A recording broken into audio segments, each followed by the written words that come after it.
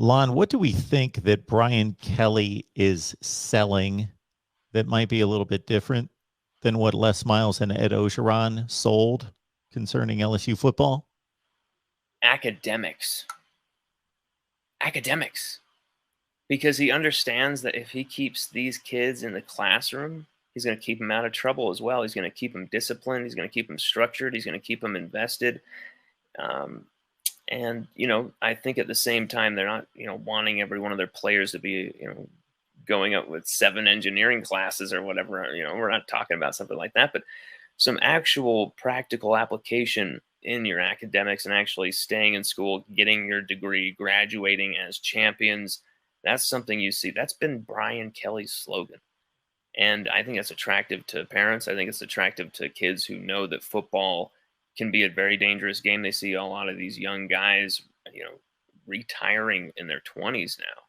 They want to have some type of second option there.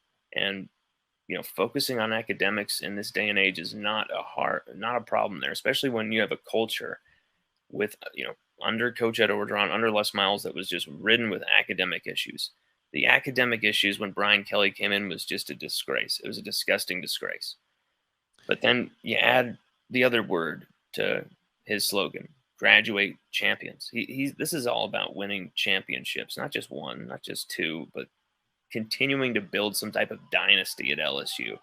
And I really think that 10-year contract, all of that gives Kelly a type of freedom to control, to dictate everything in the organization, from LSU football operations, top to bottom, get what he needs out of the football athletic department with Scott Woodward. And I believe he's got all the resources he needs. It was very interesting, Mark, seeing up close in the flesh how Brian Kelly runs LSU. Night and day to the way Coach Ed Orgeron or Les Miles ran LSU. Ed Orgeron was a vast improvement over Les Miles.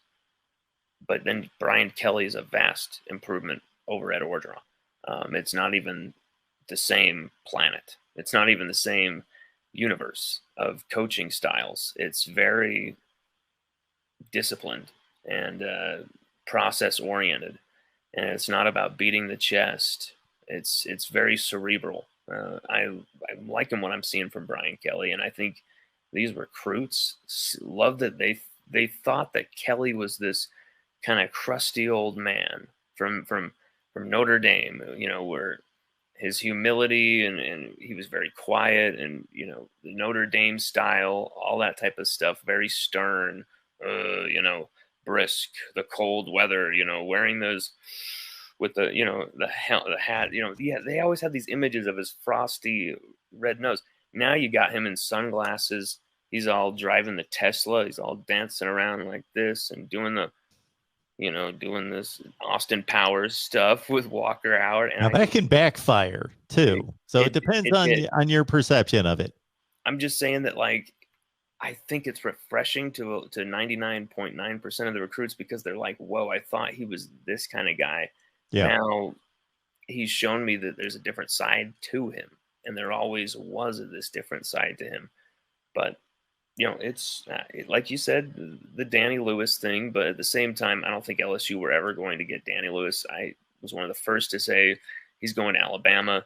Was widely criticized for making that prediction, but it became true because I just felt the vibe. And so I don't think if Kelly danced or didn't dance, it would have had an effect there or not. But that's really only the one dance mishap that we've seen thus far that we know of, Mark. Well, we want to remind everyone that you were down there, as you alluded to, for LSU spring practice, and went down there for the week, got some tremendous interviews, news conferences with Brian Kelly, practice footage we're able to get, in addition to the tremendous information that you have day to day, the feel, the vibe, and really lock in on the program. I don't want to lead you in a wrong direction here, but did you tell me here in the last couple of weeks that you were planning on getting back down there in August?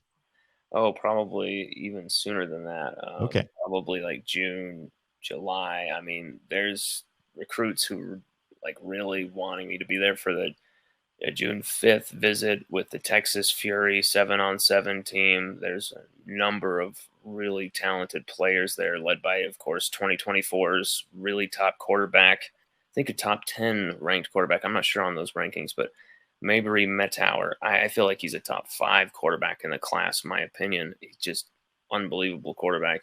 I would love to go down there and see that recruitment firsthand. I'm not sure what I would be allowed to do with that type of stuff, but I was hoping for, going down there in June and July and seeing what's going down with LSU firsthand, especially, on both phases, LSU football operations 2022 and the recruiting side as well. Really got a lot planned in the pipeline for that.